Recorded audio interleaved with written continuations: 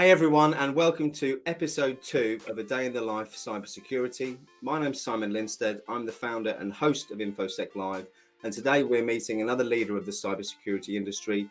This time, without further ado, I'll introduce him. It's Greg Tomchick from Valor Cyber Risk Management. Greg, please say hello and tell everyone a bit about yourself. Hello, Simon. Really appreciate you bringing me on. Really like what you guys are doing and looking forward to continuing to participate. Good afternoon, everyone. Greg Tomchick, CEO here at Valor Cyber Risk Management.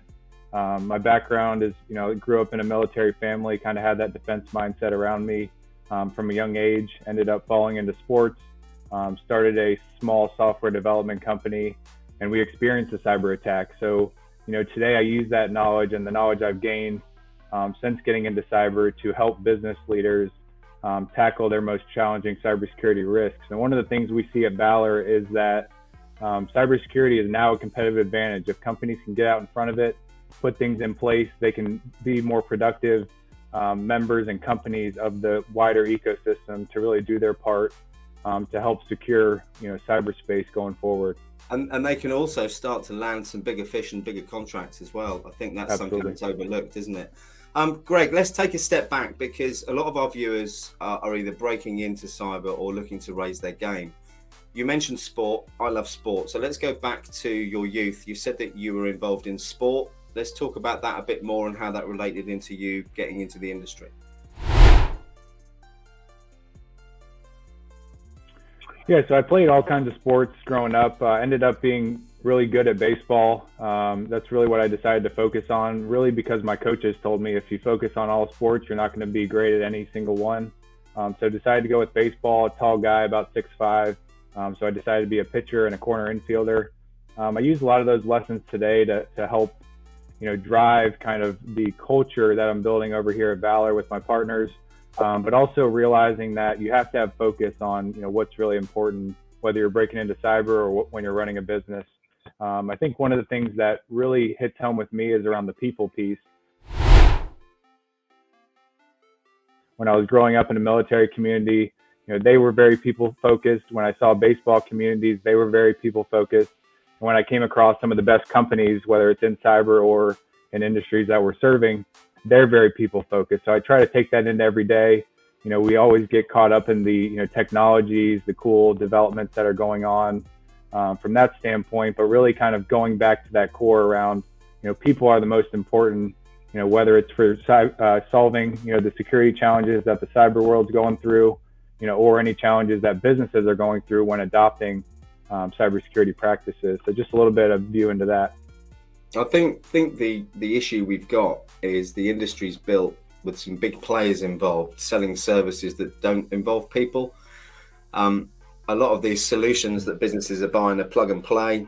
And I think that mindset obviously needs to change. And as you rightly say, any organization, until it's got that security first mindset, is on a losing battle, and it's embedding that culture as well. And I think from a lot of the professionals I've spoken to, the part they struggle with sometimes is engaging the C-suite and actually getting them to understand not just the problems that they could experience, but also the implications of them as well. Do you want to elaborate on that a bit more?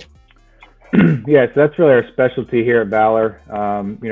My background as a business owner that experienced a cyber attack that couldn't find the right resources to help me, put that fire out in real time. It really helps me relate to the business owner. We weren't a huge company. We had, 20 plus clients, 20 plus individuals working for the organization. So, we were in a position of growth. And I think a lot of organizations are at a stage of growth, hopefully, where they're, leveling up to the next level continuously.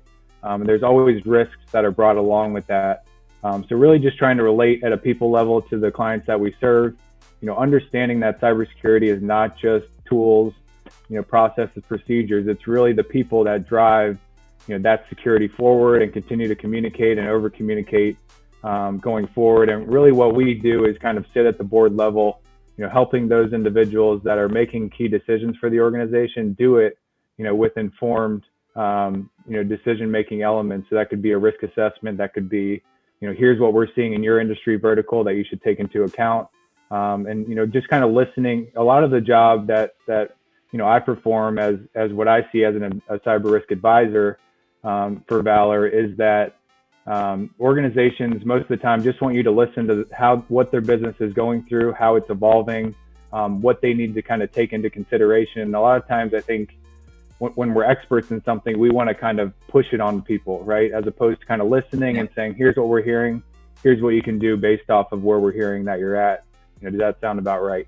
So I think that's a very good point, and I relate it back to the complexity I used to have to explain to clients in financial services. And when you were talking about risk and asset classes, and to the average person in the street, they've never been involved in investments, they've got no knowledge of it, and the importance of getting them to understand what risk really means is the same as it is in cyber. And we seem to be put off using scare tactics, and rightly so, but painting that picture of what could happen is extremely important. And I know a lot of people who are watching who've got a lot of experience in cyber, and they're trying to engage with the C-suite. You say that you deal with them at a board level, but to get to the point where you're dealing with them at that board level, there's a lot of things that you have to do first, isn't there? You have to build that trust. You have to become that subject matter expert that they're going to call on.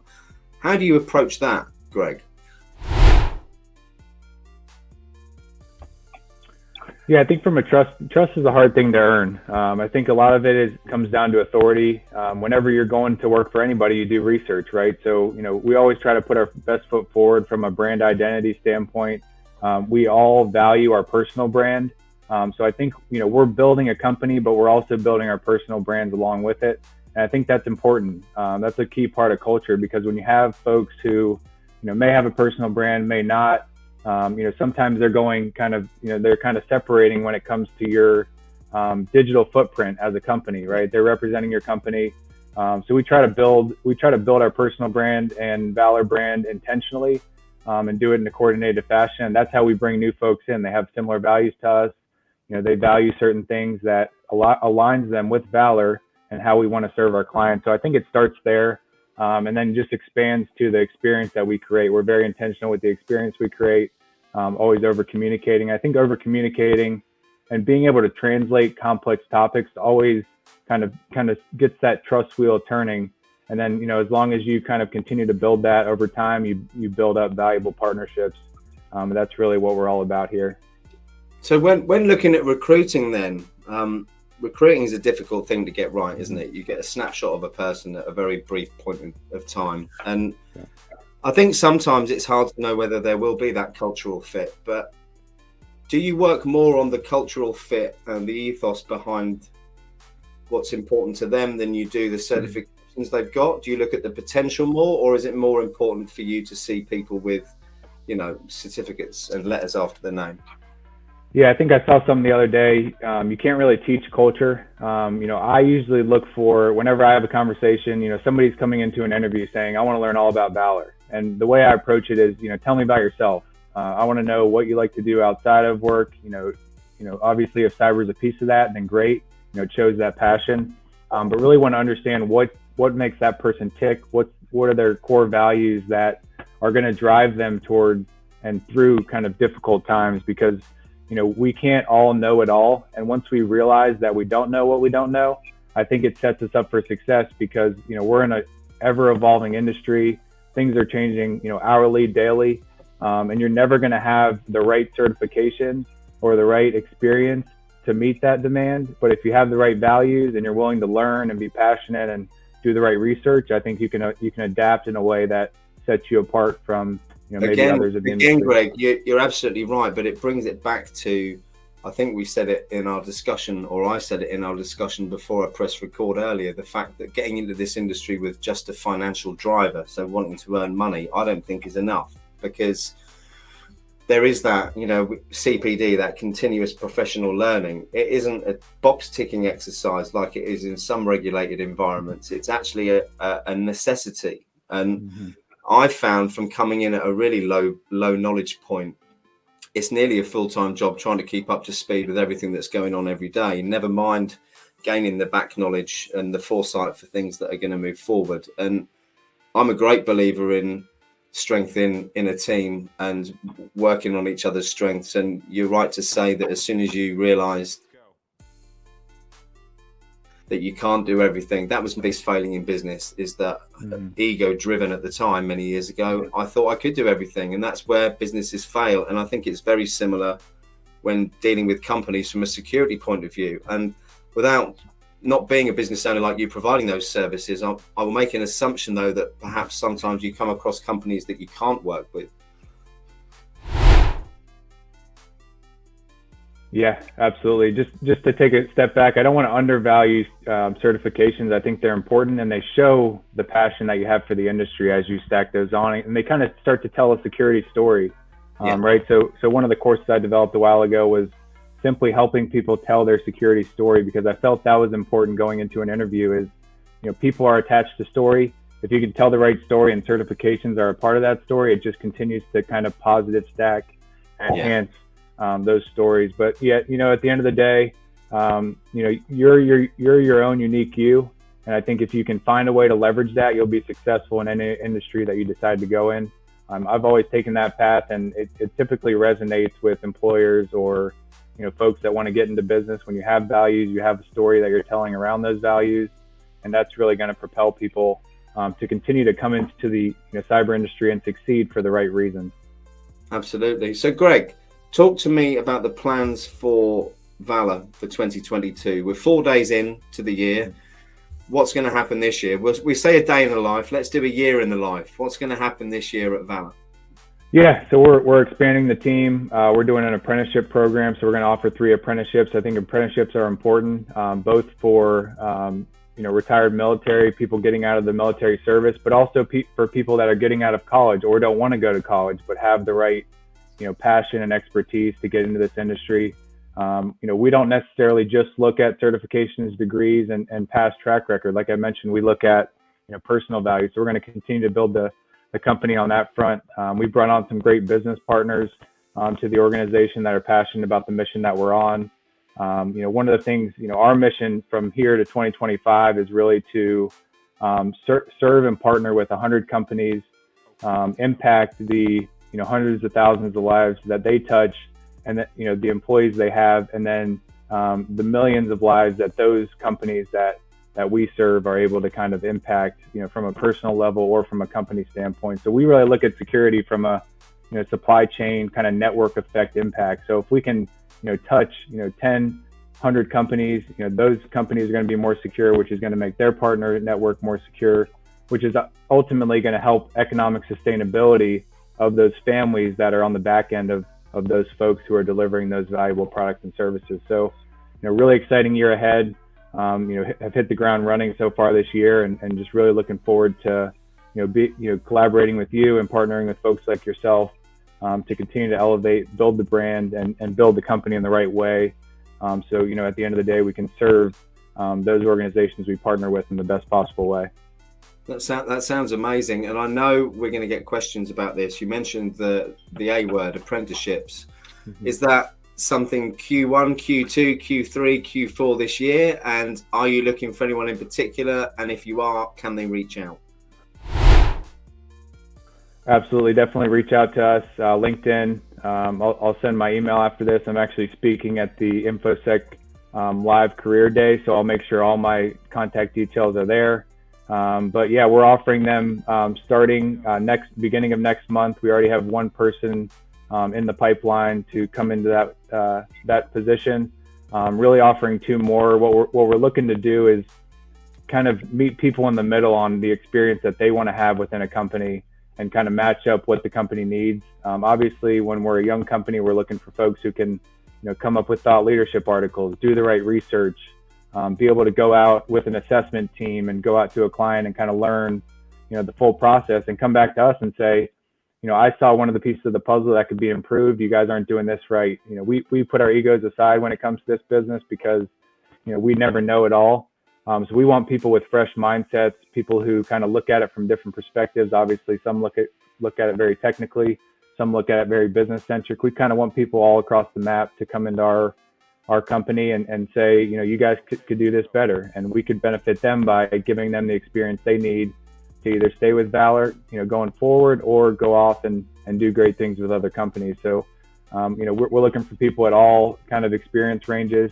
We've got a variety of applications, and absolutely reach out. As we kind of continue to build our apprenticeship program, we're going to want to do 10, 20, 30 people a year to really start to build out a training program that gives people a defined trajectory based off what they want, but what companies are going to need going forward, and not necessarily having to do it the traditional college education way.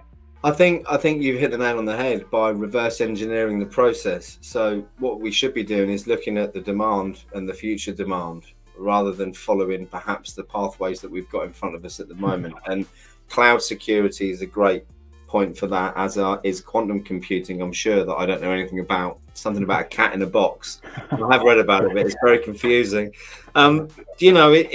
It's about looking forward. Again, the GRC space, the governance, risk and compliance, is completely undervalued. I said this on the last interview as well.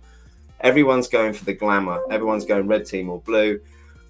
But where the real call is for that kind of, it starts with policy, doesn't it? It starts with procedure, it starts with framework. And I know that my pen testing friends would say that's not true. It starts with a snapshot of your assets and your profile, which is equally true. But without anything behind it, you turn into what my grandmother used to say: it's all fur coat and no knickers, which isn't a pleasant thing. Oh, that's funny. Yeah.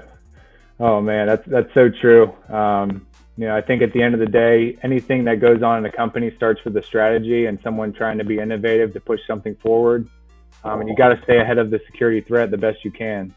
So as long as we recognize that and realize that you have to lay the foundation in order to be able to come in and say, let's pen test our network in this segment because there's valuable information here, or, we think something may be lacking. Let's bring the testers in to kind of confirm it before taking action, and kind of taking that risk-based approach, right? You can't secure everything all at once.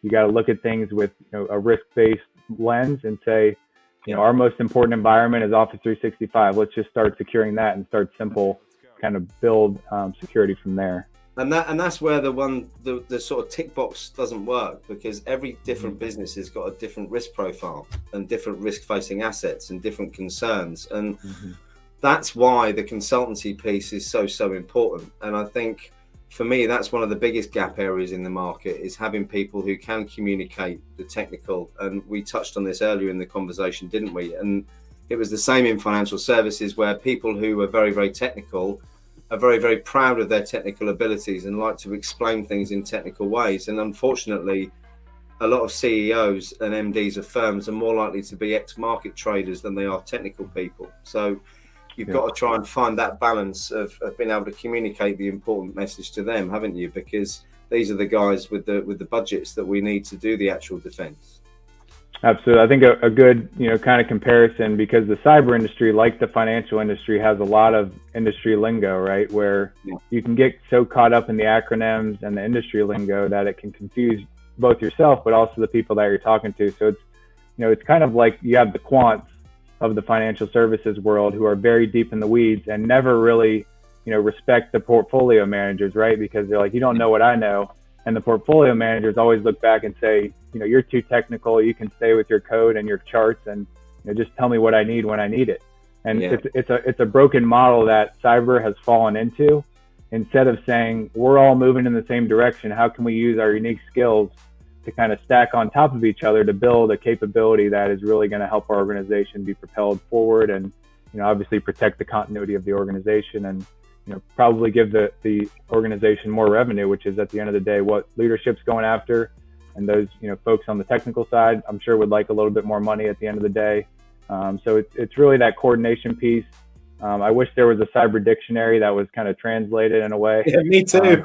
But new words come out every day, so it's one of those things we just gotta, I think we were speaking about earlier, kind of guiding or guarding the border at your mind, because when you get so indulged in something that's so technical, but then trying to zoom out, or you're trying to you're way too zoomed out and you need to get more technical, just kind of finding the right balance for you. It's not an easy decision, but I've kind of chosen throughout my career to kind of stay at the level of the folks that I wanted to serve, but obviously be able to depend on people that have the technical expertise to filter that information up to me, because that's what they enjoy. And I don't try to pull them up to my level necessarily. I try to meet people, in the middle or where they're at.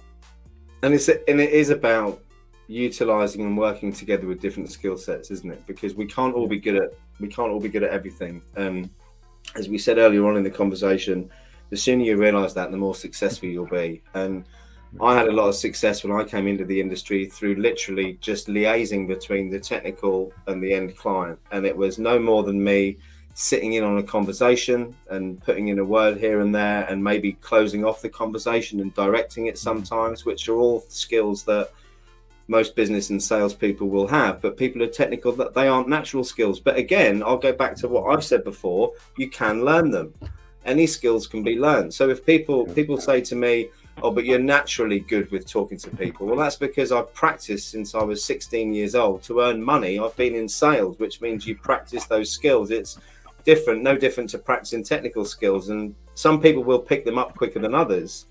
But there are still a lot of things that you can do to improve your communication skills, even little things like listening skills and being more aware and more in listening intently to what people are saying and engaging in an actual dialogue, rather than, as a lot of people do, sit there waiting to get their next comment in. The only thing they're waiting for isn't to digest what's being said, but just to say what they want to say next. And, you know, you sit there and you watch so many conversations like that, don't you, Greg? Mm-hmm. Oh, yeah. You definitely see people's mind turning. I always think about a whiteboard. So, you know, Simon, we're having a conversation, you know, what is my mental whiteboard doing? Am I jotting down what I'm going to say next to Simon, or am I actually listening to what you're saying, digesting it, giving myself a second to digest it, then come back with a productive comment. So I think, you know, that's always been important to me. You know, one of the things, you know, growing up in the military, was very kind of regimented and strict to some extent. So if you spoke over somebody, it was always kind of a, you know, disrespectful mark that they always took into account. But along the lines of communication, I think, you know, everybody has their own way of communicating. You know, you got to find the way that works best for, you know, the role you're going after. You know, and it goes back to my days in baseball, where people would come to me and say, oh, you're a natural. And I would say, you know, that's all you see. You don't see the work I put in from 10 years old on in order to get here. So I take that into cyber. Even if you're just starting out today, you can always, if you're intentional about it, improve and learn skills. At the end of the day, nobody comes into an industry as a natural. Maybe they're a natural communicator, or they're natural with, you know, math and technology, but they had to do something in order to use those superpowers they have in order to apply it to a specific, you know, area of cyber or industry that they're in. Absolutely. Let's, conscious of time, I want to focus on something we spoke about earlier, which was exams. And I don't want people to think that I'm discounting exams either. You said about the importance of them, and I completely agree. I think you need a way to be measured. We need a way of measuring people's knowledge and that path that goes through. But I also think that there's too much of a focus on it with some recruiters and some employers. And my other concern is that black hat hackers or hackers, threat actors, don't have to have exams, and they can learn things a lot quicker and do things a lot worse very fast because of it. And I think that whole mindset needs to change. And it's really refreshing to hear you say what you did about the people you're looking to take on for your apprenticeship, because whilst exams are important, I don't want to be mean to people here, but you can pass an exam, retain the knowledge, but it doesn't mean that you can relate that to anything. And I probably shouldn't say this online, but I've passed exams in financial services before where I may have remembered the information, but when it came to, you know, calculating the investment yield of a 10-year bond, I probably couldn't do that off the top of my head ever again. and nor would I ever want to. But again, there's, you know, practical exams, I think, hold some relevance. I mean, I sat OSCP too soon.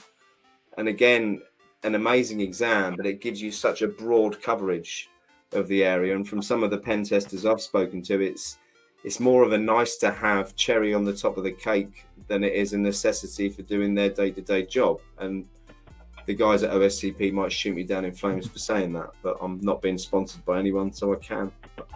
Yeah, right.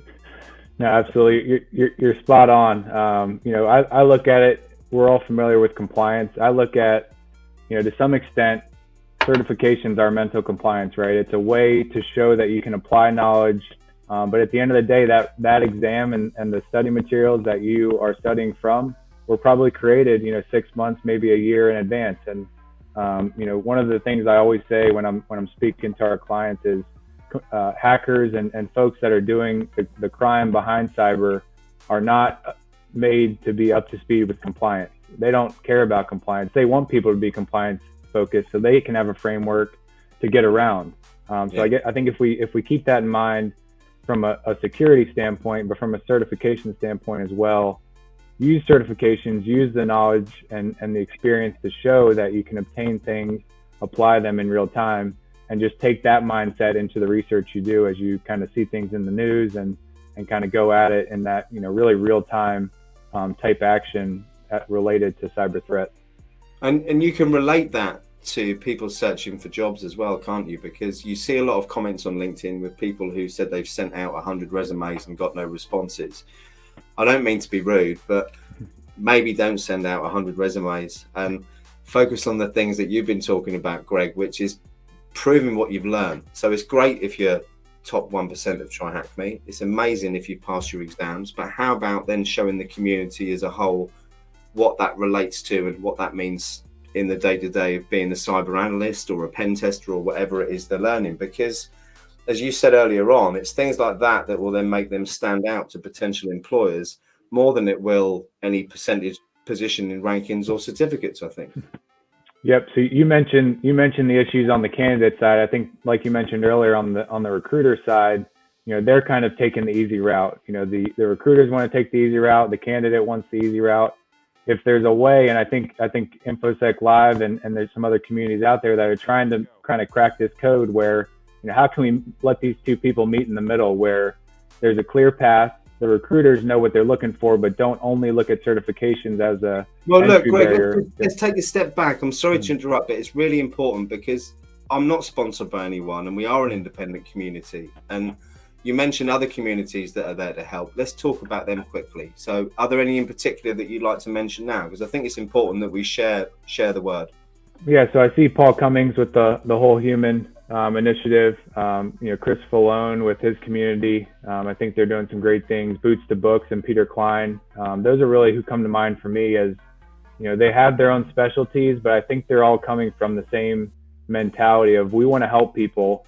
We know there's some broken pieces in this industry and let's do it in the right way. The way you're doing it is through education, through community. I think that's the only way. You got to bring the people and the knowledge to the same area and then say, here are the problems we're seeing, and the right folks from both sides, the recruitment space and the candidate side, will kind of come together in that community and really meet in the middle. And that's where the spark happens, right? The rocket ship.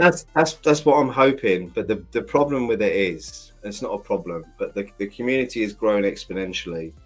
And for it to retain its independence, it needs to start generating an income somewhere. And here comes the problem, because one, you've got 2,000 people in a position of trust who you've been helping for the last, 6-7 months. There's no way you can sell out to one of these training providers. Equally, I don't want to sell to people in the community either. So we have to look at a way of trying to monetize it to be able to continue to provide that independent support. And the one thing we're trying to build on now is the InfoSec Live Verified. So going back to my 20 years in financial services, 20 of which is assessing risk, capacity for loss, I want to try and bring that independent part to cybersecurity with regards to coaching, training, certification, pathways, mentors, because we don't need any more of those things, that's for sure. There's more than enough in the industry. But for someone stumbling in like I did in 2020, it's very easy to get lost paying a lot of money up front or taking the wrong direction, or perhaps for some people, even this isn't the right industry. And some people need to be a bit more honest about that, because there are a lot of training providers out there who will take the money no matter what your previous qualifications are. And I'd be really hesitant about that, because a one-size-fits-all approach doesn't work. So I'm trying to get together, or we have got together, a panel of people. We're adding to it at the moment to provide an independent peer-reviewed process for all of these. But it's going to take time. And like you said, the problem is every day it goes over, you get another product come out, don't you? So it's difficult, but anyone who's watching this who'd like to try and help us with that, it would be most appreciated. I know, Greg, you've offered some support as well. I'm not aware that anyone else is doing that, but I might be wrong. But look, I'm waffling on about me, which isn't what this is about. It's meant to be about you, Greg. So as a final thought, any advice for people looking to break into cybersecurity? Yeah, I think a couple things, and really like the verification idea. So look forward to conversations on that. I think know your strengths, know your weaknesses. Look at the past of others. We all have some sort of imposter syndrome. Find folks with similar values to you that may be in the industry. Take what you can from them. There's so many people in this industry that are willing to just give their knowledge away for free, and there's an extreme amount of value where they could be selling that for hundreds of dollars. So take advantage of your resources. The one thing that's going to help you be most successful in cybersecurity is being resourceful, whether it's research, whether it's certifications, whether it's reading books. Find what kind of makes you tick and make it your own. You don't have to be, what type of cyber, role is up today. Look forward, have a vision, think about, how you could push this industry forward and kind of, ride that wave. Don't necessarily think about where it's at. We've got to get way out ahead of cyber threats. So we need folks who are thinking about this from different angles. Not just a technology standpoint, not just a policy procedure standpoint, not just a people standpoint, but all those folks who have those different values, those mindsets, those experiences, bringing that to the table and rowing in the same direction. So, what I'd say if you're in the thick of it and you're applying to all kinds of jobs is, try a different approach. Try to put your information out there. Write blogs, showcase your expertise, and eventually people will notice that. And they'll know you for that specific expertise, which will make them potentially want to hire you or use your business going forward. So really enjoyed being on here with you, Simon, and looking forward to what InfoSec Live is going to do going forward. It's been an absolute pleasure, Greg. Thanks so much for giving up your time. I'm going to put the link to Greg's firm in the comments below in the video. Thank you for those of you on LinkedIn watching. Thank you for those of you on YouTube watching. Please like and subscribe and hit the alert button. And we'll be back with another episode soon. Thanks ever so much. Take care. Thank you, Simon. Thank you.